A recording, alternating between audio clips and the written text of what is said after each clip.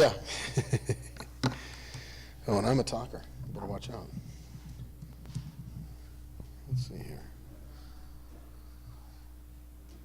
Comes up here.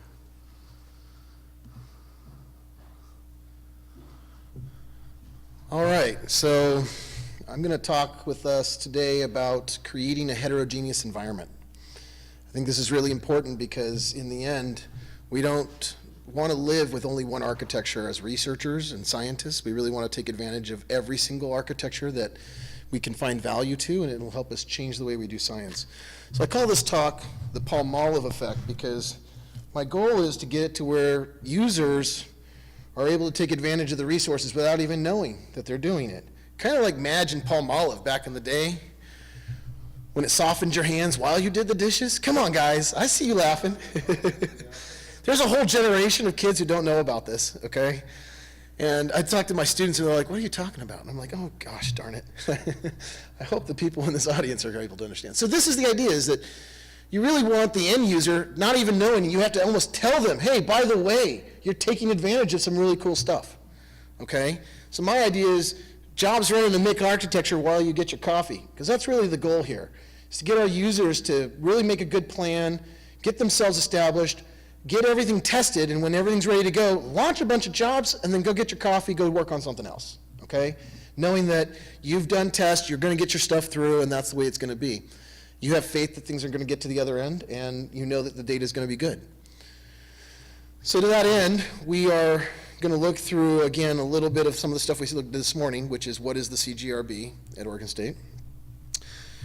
Why do we put these things into a heterogeneous environment? How to manage the settings for multiple users across a heterogeneous environment. Talk a little bit about schedulers, and then running jobs. So, and then an example of how we've been able to take advantage of it inside the center. So we have a core facility, and we focus in on computational science for the whole university. Building infrastructure for researchers is a primary goal. So we don't want our researchers to have to deal with any of the hardware. I think this is a good model for everybody. Tools for data mining and data processing is also within our scope, so we're able to take researchers who aren't able to get things done, and we actually have faculty who will help them do this.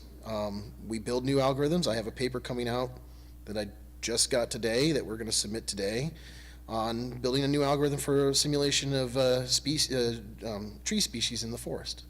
So we constantly are developing new tools, creating deliverables for publications. Again, we're going to post that stuff up for open source. We also have tools that we do for sequence alignment.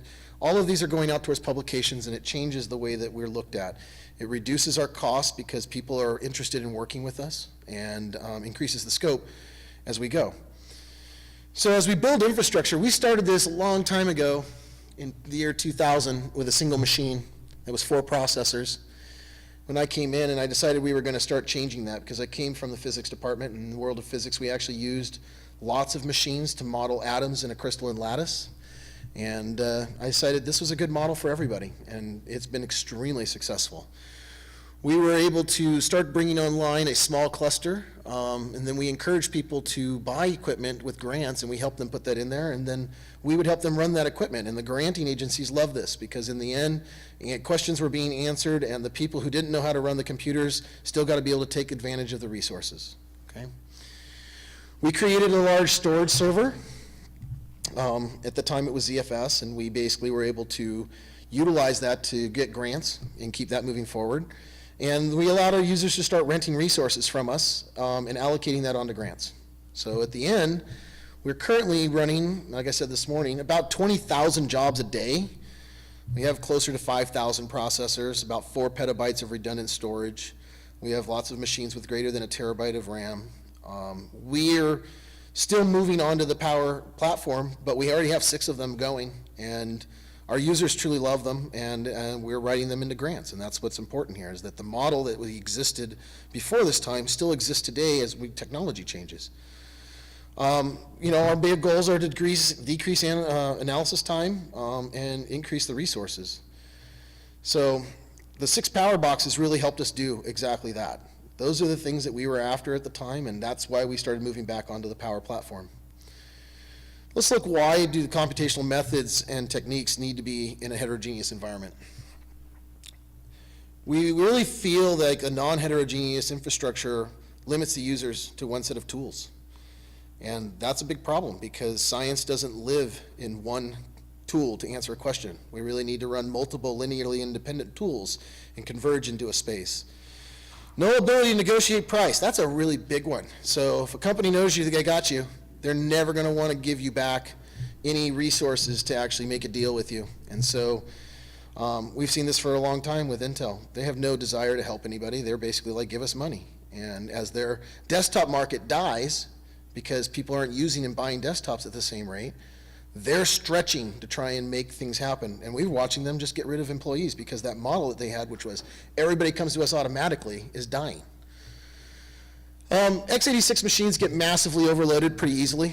So if you've got 60 processors on an x86 machine and you start 70 jobs on that machine, it starts to already become sluggish and slow. You crank it up a little bit more, the machine will become unresponsive to where you can't even hit enter anymore at the command line. Now we think this is always fun, so we try and really test our hardware.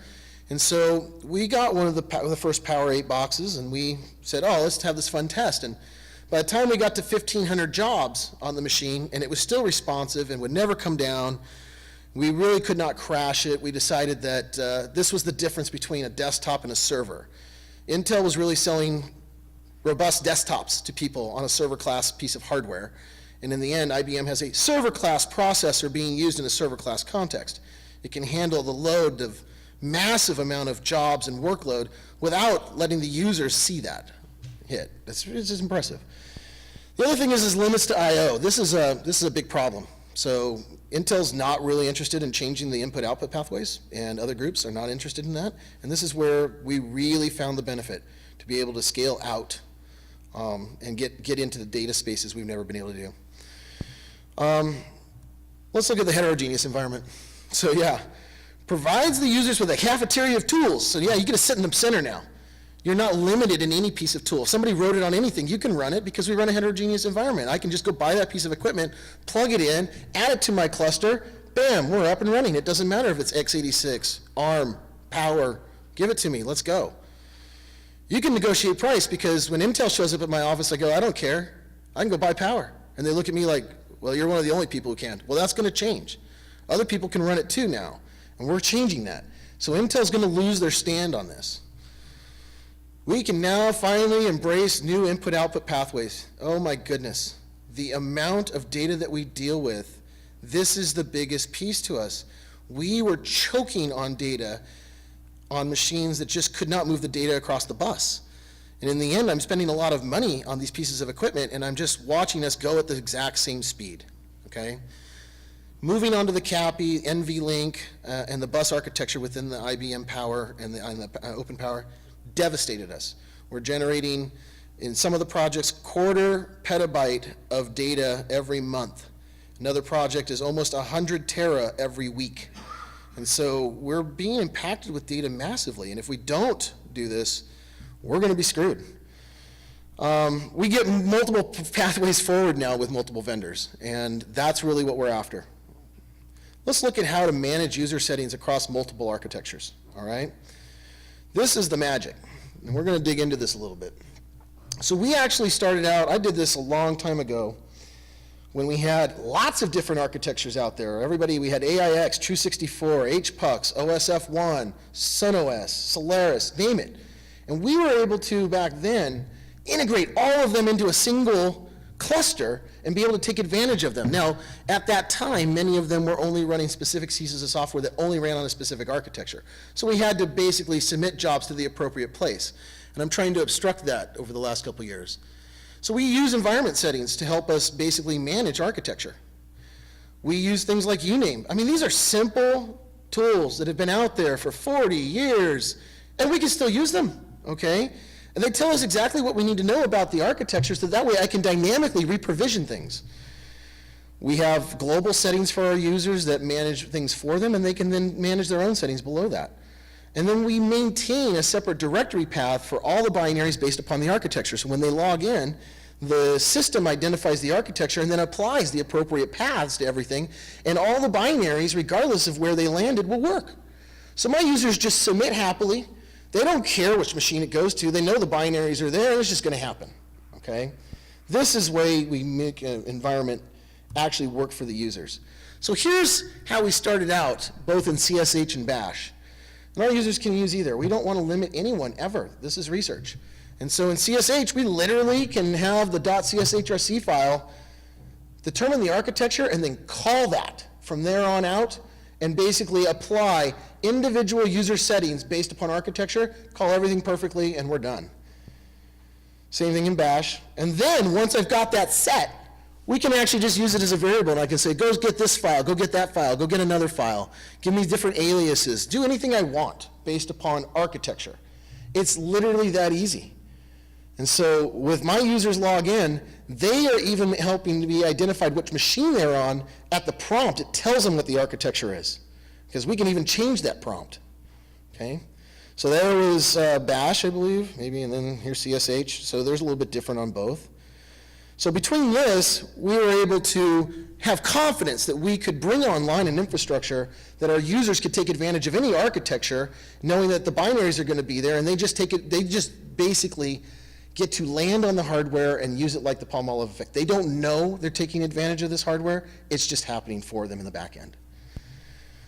We learned very quickly that schedulers obstructed the hardware from the users and allowed us to get them to just submit 10,000 jobs at a time and know that they can go get their coffee. So that's the coffee part. You got to be able to separate the user from the computer, otherwise they'll never get coffee. And so in the end, schedulers help us do that. Now let's look at that for a second. So the users submit jobs into the scheduler, and the scheduler then is able to know the architecture, know all the different pieces, and be able to call the right pieces at the same time. So legacy schedulers actually are very aware of this, because we actually grew up in a mixed architecture, and it's only been since 2005 or so that we actually abandoned that concept. And so there are some wonderful schedulers out there that do exactly what we want them to do. We already talked a little bit about the environment builds. Let's look at some schedulers. So the one that we're most excited about and has actually grown over time, some of you might know Grid Engine. The original Grid Engine existed. Sun Microsystems bought it, became Sun Grid Engine. This is where everybody actually really started to recognize it, and it was given out to universities for free as an enterprise class software, and we started with it back in the late 90s. One of the benefits was mixed architecture. Look at all the wonderful architectures we can run. This is just a minimalist. We can actually do more now. And as that product grew and it became so robust, Oracle ultimately bought Sun, and it became Oracle Grid Engine.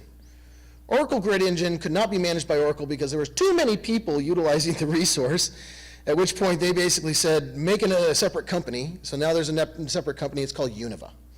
So Univa is actually utilizing our development portal with the open source lab to actually port onto the Power platform to make sure that all of their software can basically run a heterogeneous environment just like we're talking about. Since they aren't as familiar with the Power, the current Power, but they have all the old stuff in place. And so as we watch this evolution occur, we realized that there was still value in this software because of the heterogeneous nature. And so let's look at somebody interacting with the machine and actually going out and doing some work. So right now I'm on an x86 machine. This is where my users actually land. They can go out to a Power box and look at the prompt. It says they're on a Power box. I mean, it knows they're on an IBM Power box. They can look at the paths. They can see that all the paths are now changed. You got PPC64LE in there versus what we're going to show you now on this other QRSH. This is on an x86 based machine, and the paths are different. And so it shows you that the system is dynamically identifying and provisioning the resources based upon the architecture, not based upon anything else. This is the benefit to what we're getting. So the center started utilizing, now that we were able to plug in these Power boxes and be able to run them in a heterogeneous environment, we have 5 peta of data. There is some bleeding edge technology that's out there coming down from IBM and OpenPOWER, especially enabling I/O across the bus. And so we started looking at this GZIP CAPI card. This is a card that compresses data rapidly, allows us to redefine our file space, and actually not have to go out there and keep buying file space just to keep up with the data. So we were burning CPU time to compress data. And we were burning lots of hours of CPU time to do this. And that takes away resources from my users. And so in the end, if this card was going to come to life for us, we really wanted to see it take advantage of not utilizing CPU and move the I/O off of the bus as much as possible and allow the machines to still be used in other ways. We found a massive, and when I say massive, I don't think that's a good word. Yes, question? Yeah, so are the boxes that are running the GZIP cap card the same Minsky's? Yeah. And they're just available? Yep. And on top of that, the GZIP Cabby card has network ports on the back, so you can just stream right at it. You can bypass the bus. Oh yeah. Yep. They're incredible. They're literally a cluster in a box. Because you get the core count, you get the CUDA core count, you get the memory, you get the bus. It's a cluster in a box. So, yeah, yeah. Correct. I wish there were more slots in the back. Okay, so there's only a limited number of slots. On a Minsky, there's 3 slots. Yeah.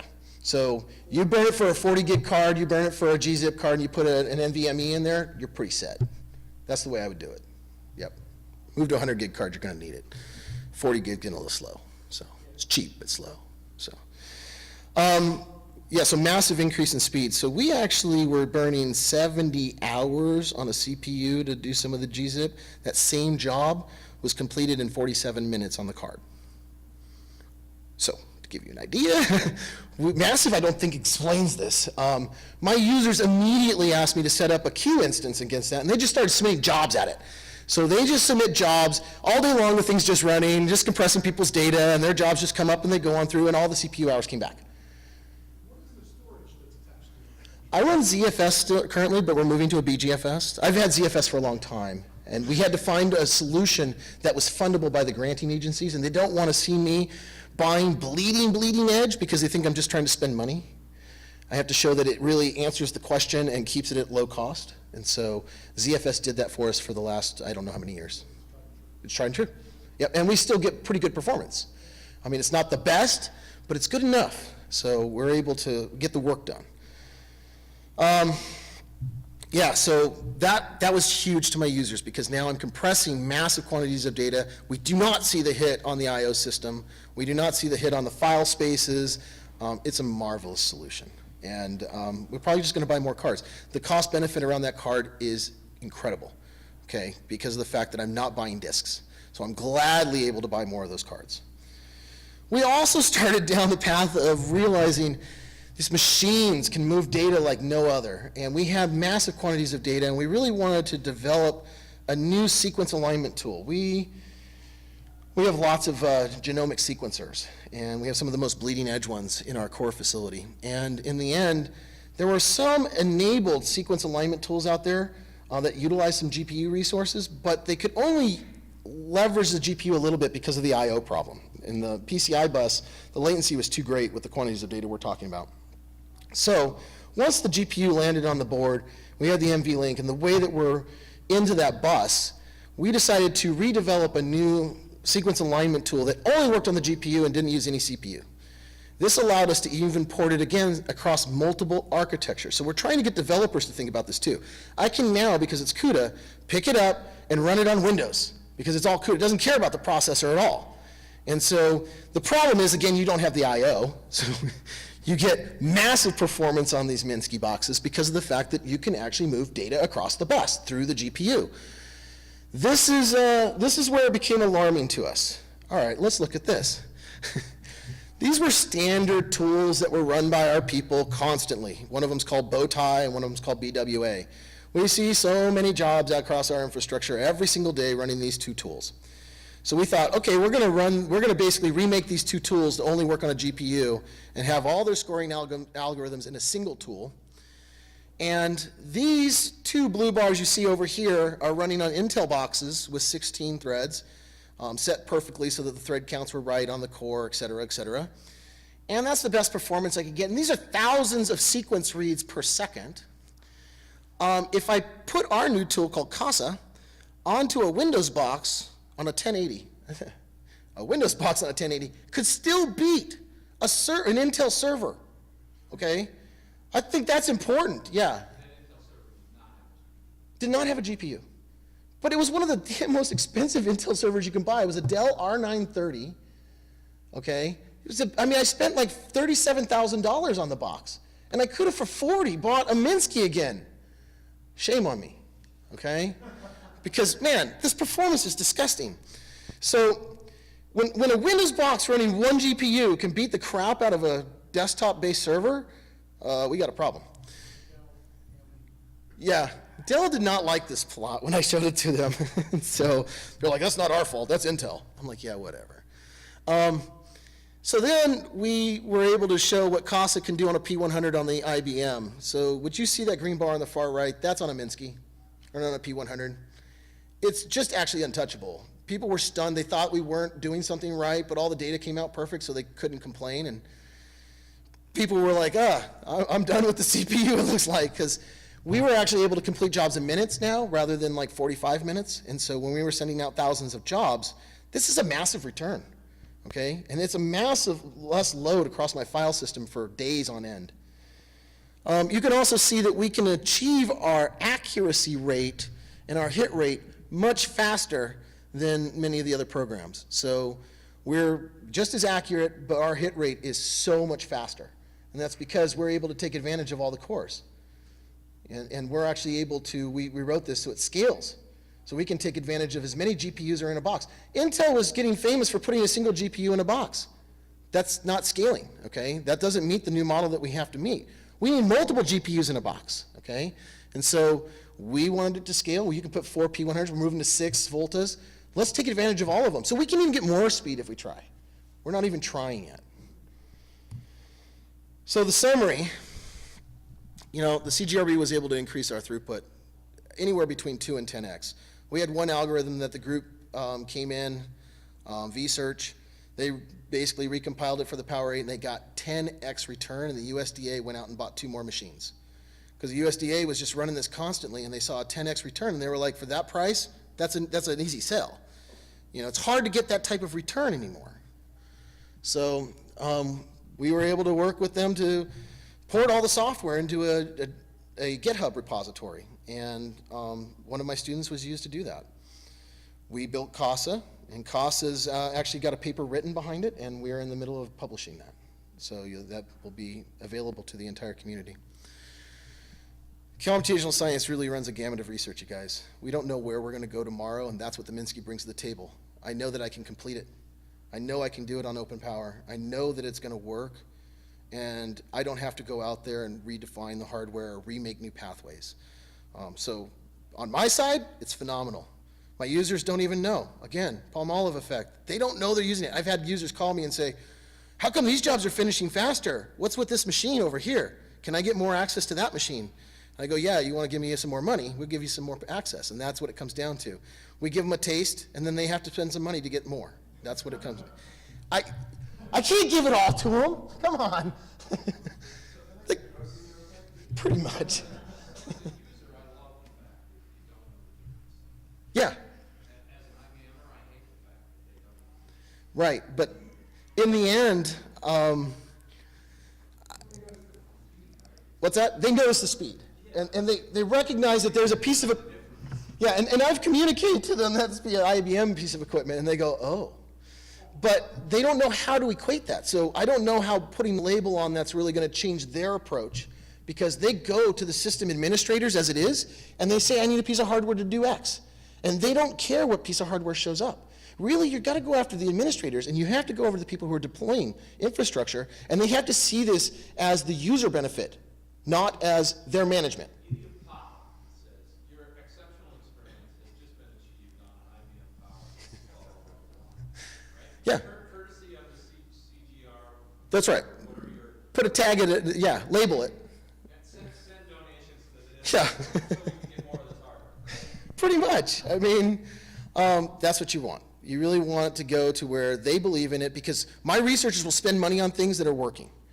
They will not spend money on things that don't work. And if they find something that's not going to work and you can't get them over it, they're just going to circumvent you.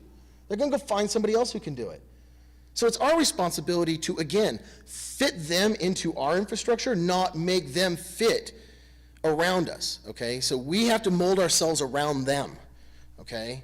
And so that's what we're trying to do, and that's what the heterogeneous is mold ourselves around them without them knowing, and that's the benefit. So with that, I'm going to say that we had a big relationship with OSL, because OSL and I basically deployed some of the continuous development environments for some of the new research computing. I also did a lot of work with Nimbix, because we found that Amazon couldn't keep up with the GPU work. They were sticking us on K80s, and the amount of data would not go through, and they were going to charge us $30,000. Nimbix came through and said, oh, geez, we can do that for 20. Unfortunately, their jobs went through so fast, and the Minskys were so fast, we only spent 9. So my researchers were like, hey, we saved 11,000 plus another, we saved $21,000. They were like, this is amazing.